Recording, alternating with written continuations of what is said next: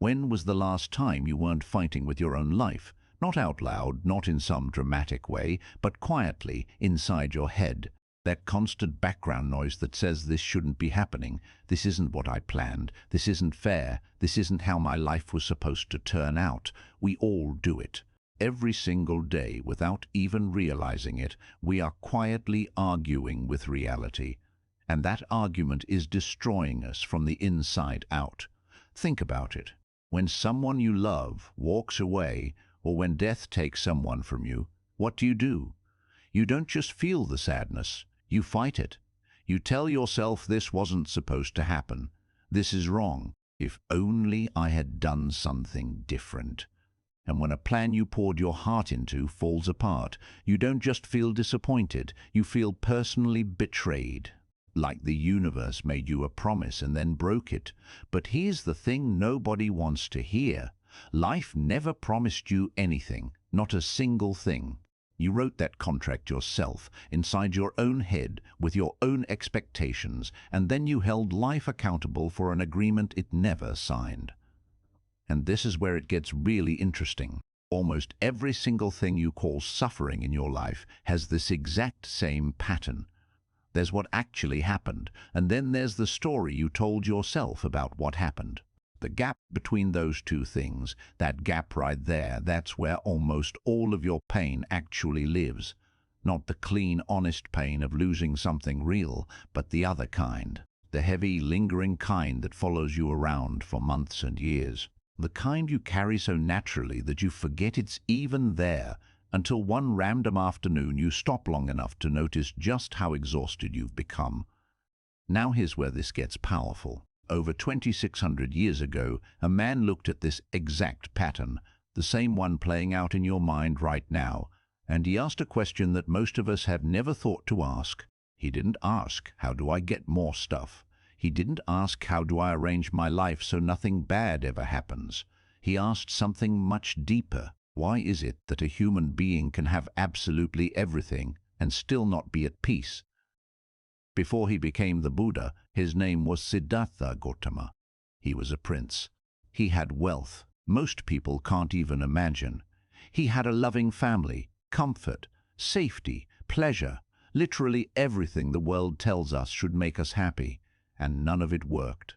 Not because those things were bad, but because the problem was never about what he had or didn't have. The problem was about how his mind related to experience and the stubborn way it refused to let things simply be what they are. And if you're sitting here right now feeling like something in your life is missing, if you've been lying awake at night with this restless feeling you can't quite name, if you ever gotten exactly what you wanted and then felt the happiness drain out of it within weeks, then you already know what he was talking about. You've already felt this truth in your bones even if you've never had the words for it.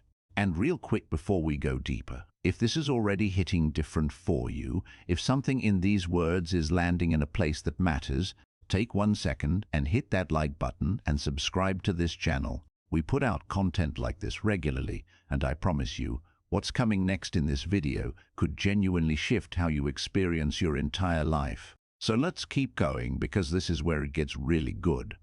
That question the Buddha asked, why can't we be at peace with what is, that question lives underneath everything.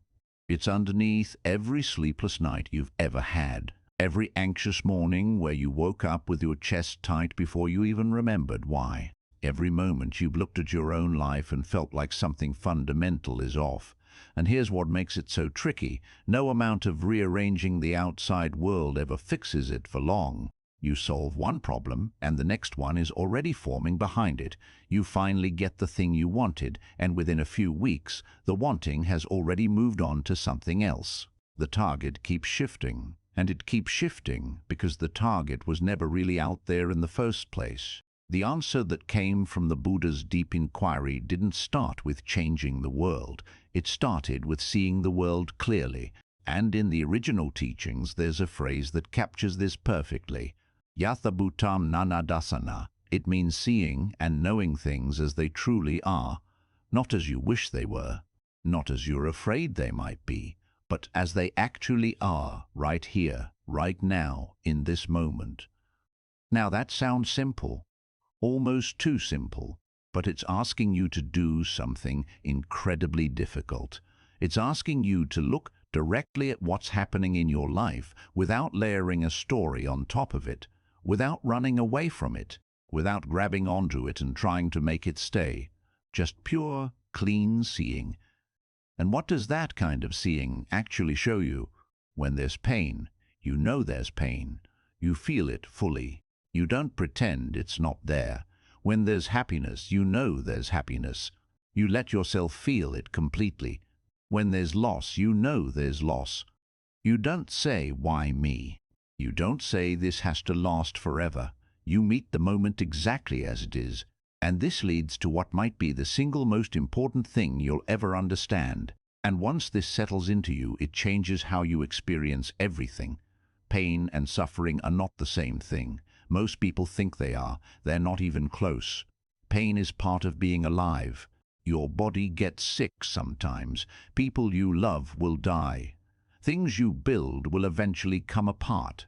This isn't a flaw in the design of life. This is life. In Buddhism, they call this dukkha, the friction that naturally comes with being a changing being in a constantly changing world. You can't avoid it. Nobody can. Not the richest person alive, not the most spiritual person alive. Pain is woven into the fabric of existence. But suffering, that deep, prolonged heaviness that sits on your chest for months or years, that's something completely different. That's something you add on top of the pain. Your body gets sick and then your mind jumps in and says, "Why me? What if this never gets better? What if this is the beginning of the end?" Someone leaves your life and then your mind starts spinning. If only I had said something different. If only I could go back. If only I had been better. That entire layer, the why me, the if only, the is shouldn't be happening, that's not the pain itself.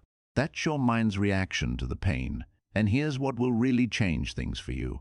It's that reaction, not the original event, that follows you for years. It's that layer of mental resistance that turns a moment of honest pain into a lifetime of quiet suffering. And if you watch really carefully, you can actually catch the exact moment it starts. There's a tiny gap, just a fraction of a second between the thing that happens and the story your mind creates about it. The event is one thing. What your mind does with it is something completely different, and it's in that gap, that almost invisible little space, where a totally different way of living becomes possible. In the Buddha's teaching on dependent origination, this pattern is traced to something called upadana, which means clinging. We cling to pleasant experiences, desperately wanting them to stay. We cling to the belief that painful experiences shouldn't exist. We cling to this picture in our heads of how life is supposed to look. And it's this clinging, not life itself, that creates the suffering that won't go away. So when I talk about accepting life as it is, I'm not saying be okay with everything. I'm not saying stop caring, stop feeling, stop responding to injustice or pain. What I'm saying is much more specific. Notice when you're adding a second layer of pain on top of the first one. Notice when you're fighting with something that has already happened. And as best you can, let this moment be what it is, even when it's not what you wanted. The pain of losing someone you love is natural. It's honest, it's human, but the pain of this should not have happened.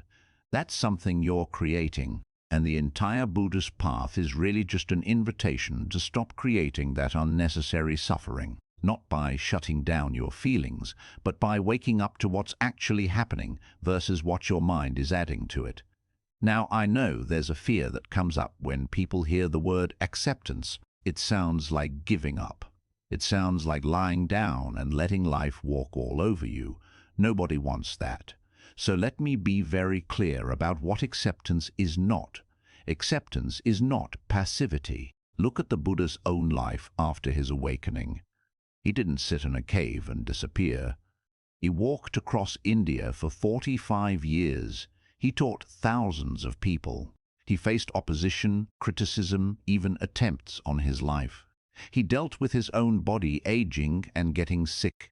He watched close friends and students die, and through all of it, he kept going, present, responsive, engaged with the world. That's not giving up. That's what it looks like when someone sees life clearly and chooses to act from wisdom instead of reaction. But there's also a subtler trap that catches a lot of sincere people. It's the trap of turning acceptance into a badge of honor. You read the teachings, you practice meditation, you start feeling calmer, and then one day you tell yourself, I've let go. I'm past this. I've accepted it. And you genuinely believe it until life tests you. You open a drawer and find an old photograph of someone who's gone. You hear a song that's connected to a memory you thought you'd made peace with. And suddenly, everything comes flooding back. You're not the person who let go. You're just someone who's hurting again. And here's what makes it worse. On top of the pain, you feel shame. You think, what's wrong with me? I thought I was done with this. I thought I'd moved on, but that shame is completely misplaced. The ache you felt when you saw that photograph isn't weakness. It's proof that you loved someone real. It's your humanity showing itself, not your failure. The problem was never the feeling. The problem was the story you built around having let go, and then the disappointment when life showed you that story was premature. This happens to almost everyone who practices sincerely. And it doesn't mean the practice has failed. It means you're still in the middle of it, which is exactly where you're supposed to be. Real acceptance doesn't announce itself. It's kind of like sleep. You can't say, I am sleeping, and actually be asleep. The moment you need to tell yourself, I've accepted this, there's still something unfinished underneath. The path is long. It doesn't ask you to be done. It only asks you to keep walking. So what is acceptance in its simplest, most honest form? It's being here, with this, right now. Pain shows up, and you know it's there without building a whole world around it. Joy shows up, and you feel it fully without trying to grab onto it and make it permanent. Something is lost, and you acknowledge the loss without demanding it come back. It sounds almost too simple to be meaningful. But anyone who has actually tried it knows that being present with what is, without adding anything or taking anything away, is one of the hardest things a human being can do, and also one of the most freeing experiences you'll ever have. There's also a practice in the original teachings that serves this directly. It's called Maranasati, the contemplation of death. Now, before you pull away from that, hear me out. We spend most of our lives carefully avoiding any thought of death. But the Buddha encouraged exactly the opposite. Not to create fear or anxiety, but because most of what keeps us stuck in life is the unconscious assumption that we have unlimited time, that the people we love will always be here, that tomorrow is guaranteed. In the ancient texts, there's a passage where even thinking I might die within a day is considered careless. True contemplation of death means understanding that life can end in the space of a single breath. And if you actually lived with that awareness, really felt it in your bones, would you still be holding that grudge against someone who hurt you 3 years ago? Would you still be waiting to tell someone how much they mean to you? Would you still be postponing the things that actually matter to you? Contemplating death doesn't make life heavier. It makes life real. And when life becomes genuinely real, when you see clearly that everything around you is truly temporary, something loosens inside. The grip you've been holding on everything relaxes just a little. And in that loosening, there's space. And that space starts to feel like the freedom you've been looking for your entire life. When people hear the word liberation in Buddhism, a lot of them picture something that has nothing to do with real life. A monk sitting alone on a mountain, completely detached from all feeling, floating above the mess of ordinary human existence. And honestly, when you're in the middle of real pain, that kind of escape sounds pretty appealing. But that's not what the Buddha was pointing to. The freedom he taught isn't freedom from life. It's freedom within life. Right here, in the middle of everything. In the noise, in the loss, in the beauty, in the heartbreak. On a completely ordinary Tuesday afternoon. Freedom is not the absence of difficulty. It's the moment your mind stopped being yanked around by its own reactions. The Buddha called this 𝐿𝐴𝐻𝐻, equanimity. Most people hear that word and think it means being cold or detached. It doesn't. Equanimity is the steadiness of a mind that has been through enough storms to know something crucial. The storm is not the sky. A person with real equanimity still feels everything. They still know pain, tenderness, grief, love, loss. But their mind isn't being dragged around by these experiences anymore. It meets whatever comes the way. You might sit with a friend who's crying. You don't try to fix anything. You don't pull away. You just stay. Present, steady, there. Real happiness from this perspective isn't about feeling good all the time. That's an impossible standard that will torture you for your entire life if you chase it. Real happiness is when your mind is no longer pushed and pulled by every change in circumstance. When something beautiful happens, you receive it fully, without desperately clinging to it. When something painful happens, you feel it honestly without being shattered by it. Not because you're numb, but because you found something solid inside yourself that doesn't shift with every change in weather. And this is exactly where acceptance and freedom become the same thing. You cannot be free while you are at war with your own reality. Every act of resistance actually binds you tighter to the very thing you're resisting. The more you push against what is, the more it defines you. But when you look directly at life, all of it, the parts you wanted and the parts you didn't, and you simply say, I see this, I'm here, I'm not running, something that has been clenched inside you for a very long time starts to release. Think of the sky and the clouds. The sky never pushes clouds away. It never tries to hold on to them either. Clouds come and the sky has clouds. Clouds pass and the sky is clear. But the sky is always the sky. It has never been damaged by any storm that passed through it. It remains vast, open, unchanged, because its nature is bigger than anything that moves through it. Your awareness is that sky. Your emotions, your memories, your losses, your moments of joy, they are all weather. Some days the clouds are thick and heavy and dark. Some days the sky stretches open and endless and blue. But the sky never becomes the clouds. It was never the clouds. And remembering this, not as a nice idea, but as something you know in the deepest part of yourself, this is what acceptance finally means. Accepting life as it is doesn't mean you stop feeling. It doesn't mean you walk through the world like nothing touches you. It means you do everything a human being does. You grieve when loss comes. You love with your whole heart. You build things that matter to you. You let go when it's time to let go. But you do all of it without demanding that life be something other than what it is. You grieve without arguing with death. You love without requiring a guarantee of forever. You build without insisting on certainty. You live with your feet planted on the ground and your eyes wide open. And that, when you really understand it, is freedom. Not the freedom of escaping to some other place where nothing hurts, but the freedom of being completely, fully, honestly here. In this breath, in this moment, whatever it holds. The Buddha left behind 3 observations that, if you truly see them, open everything up.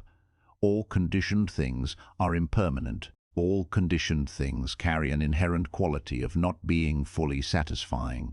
And all things are without a fixed permanent self that needs to be constantly defended. These aren't conclusions to memorize, they're doors to walk through.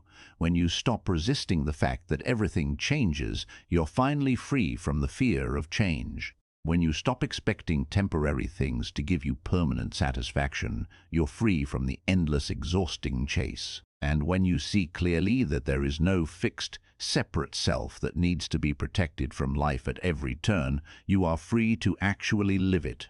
Completely, fully, with nothing held back. That is the Buddhist path to freedom.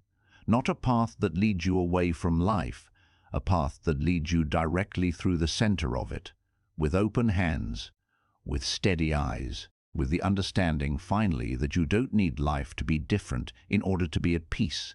You just need to stop arguing with what's already here. And in that surrender, in that quiet, honest laying down of the war you've been fighting with reality, you will find something you've been searching for your entire life. not somewhere else, right here, not someday, right now. If this message touched something real inside you today, please take a moment to like this video and subscribe to Buddhism Focus. We share teachings like this regularly to help you live with more clarity, more calm, and more genuine peace. Share this with someone in your life who needs to hear it, because sometimes one conversation at exactly the right time can change everything. Until next time, may you walk gently through this life with open hands and a peaceful heart. Take care of yourself.